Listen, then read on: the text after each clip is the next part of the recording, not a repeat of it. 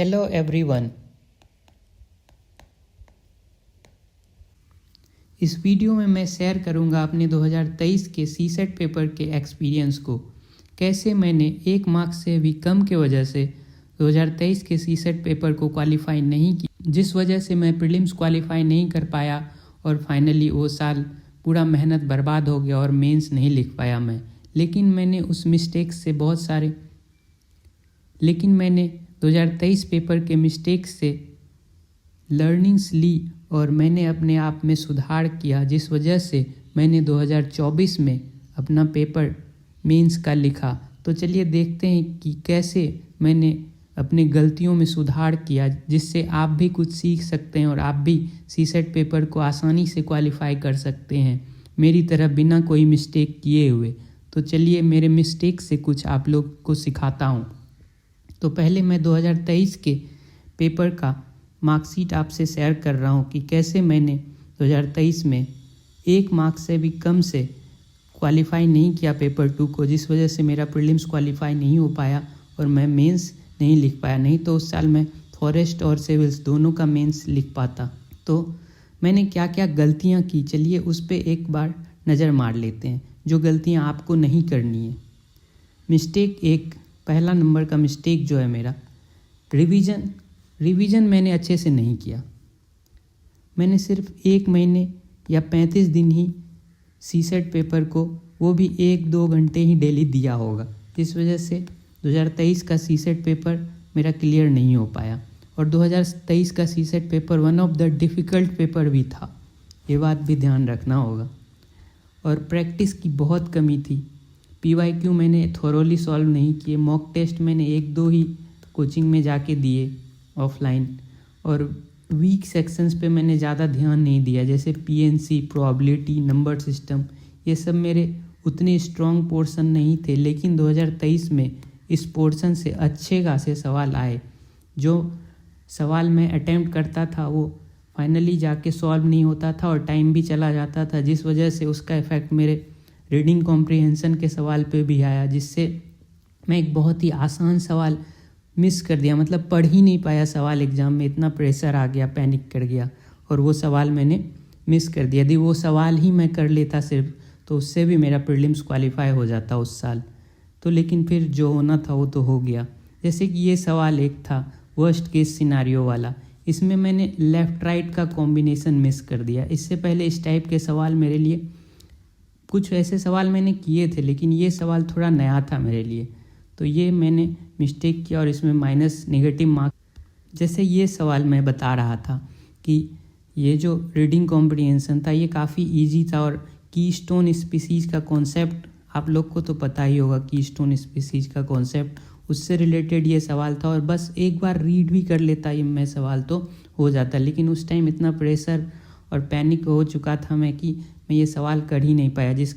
ये सिचुएशन इसलिए डेवलप हुआ क्योंकि मैंने प्रैक्टिस कम किया था और कॉन्फिडेंस मेरा लूज़ हो चुका था एग्ज़ाम में जाके। तो चलिए देखते हैं कि मैंने इसको कैसे सुधारा 2024 के अटैम्प्ट में, और फाइनली मैंने 2024 में अपने सीसेट पेपर को ईजिली क्वालिफाई किया। तो क्या क्या मैंने किया, तो मैंने जनवरी में ही अपना सीसेट का प्रिपरेशन 2024 में स्टार्ट कर दिया था। तो मैंने स्टार्ट किया था लेक्चर्स देखने के साथ साथ, जैसे कि मैं 1 घंटे रोज़ डेली लेक्चर देखता था। मैंने स्टार्ट किया नंबर सिस्टम से। ये सर हैं रोधा, इनका चैनल का नाम है। इनके चैनल से मैंने वीडियोस सारे नंबर सिस्टम के देखे और PYQ सारे सॉल्व किए। उसके बाद फिर मैंने परमोटेशन कॉम्बिनेशन के सारे लेक्चर्स देखे और मैंने PYQ सारे UPSC के सॉल्व किए, लगभग 10 साल के दोनों ही। और इसी तरह से मैं सारे चैप्टर्स के वीडियो लेक्चर देखता और PYQ सॉल्व करता। PYQ के लिए मैंने सेक्शन वाइज एक बुक खरीद लिया था, जो कि मैंने एक स्क्रीनशॉट लगाया, आप देख सकते हैं। ये वाला जो बुक है मैंने इसको परचेज किया था। ये बुक मुझे काफ़ी हेल्पफुल रहा। इसमें चैप्टर वाइज क्वेश्चन सेग्रीगेटेड थे और कुछ क्वालिटी क्वेश्चंस भी थे हर चैप्टर के लास्ट में, जो मुझे बहुत हेल्पफुल रहा। ऑफ कोर्स ये वीडियो स्पॉन्सर्ड नहीं है। तो चलिए फिर मैंने ये सारे लेक्चर्स फिनिश किए। मैंने हर चैप्टर्स के PYQ को थॉरोली सॉल्व किया और फिर मॉक टेस्ट। ये सबसे इम्पोर्टेंट था मेरे लिए टाइम मैनेज करने के लिए, क्योंकि पिछले साल का जो अटैम्प्ट था उसमें मैं टाइम को ही मैनेज नहीं कर पा रहा था। तो उसके लिए मैंने कम से कम 10 मॉक टेस्ट ऑफलाइन जाके कोचिंग में बैठ के लगाए प्रॉपरली।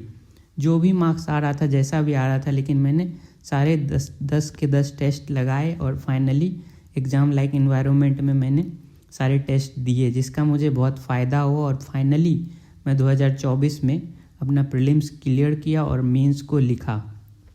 तो आपको ये सब मिस्टेक्स नहीं करनी है, अभी से ही टाइम है। अभी जैसे कि जनवरी स्टार्ट हो चुका है, अभी आपके पास 4 मंथ्स हैं। तो डेली 1 से 1.5 घंटे आप दीजिए सीसेट पेपर को, और चैप्टर वाइज कोई भी PDF या बुकलेट ले लीजिए और उससे सॉल्व कीजिए। और ये फ्री लेक्चर्स यूट्यूब पे अवेलेबल है, इनका देख सकते हैं आप, या फिर जो भी पसंद है आपको, जिस एरिया में लगता है कि आपको कॉन्फिडेंस नहीं आ रहा है वो कर सकते हैं। और RC के लिए मैंने क्या किया था इस साल, RC के लिए मैंने डेली 5 RC सॉल्व करता था। 4 या 3 महीने, 4 महीने पहले से ही मैंने स्टार्ट कर दिया था डेली 5 RC को सॉल्व करना, जिससे मेरी रीडिंग स्पीड भी बढ़ी और टेक्निक्स भी पता लगे कि कैसे कैसे RC के आंसर्स दिए जाते हैं और क्या क्या आंसर हो सकता है पढ़ने के बाद, ऐसे पता लगने लगता है। फिर इस तरह मैंने 2023 में जो मिस्टेक्स किए थे उससे लर्निंग्स लेते हुए मैंने अपने तैयारी को थोड़ा और टाइम दिया और प्रॉपर वे में तैयारी स्टार्ट की। और फाइनली मैंने 2024 के मेंस को लिखा। और ये आपके सामने ये एडमिट कार्ड है 2024 का। जैसे ही मार्कशीट आता है मैं आपको मार्कशीट भी शेयर कर दूंगा 2024 का। अराउंड मेरे इसमें 80 के आसपास सीसेट में बन रहे थे और GS में अराउंड 104 मार्क्स के आसपास मेरे बन रहे थे। वो जब मार्कशीट रिलीज होगा तो मैं आपके साथ ऑफकोर्स शेयर करूँगा। थैंक यू इस वीडियो को देखने के लिए। और यदि आपको कोई क्वेरी है या किसी और टॉपिक पे आप जानना चाहते हैं किसी भी बारे में UPSC से रिलेटेड, तो आप कमेंट कर सकते हैं। Thank you.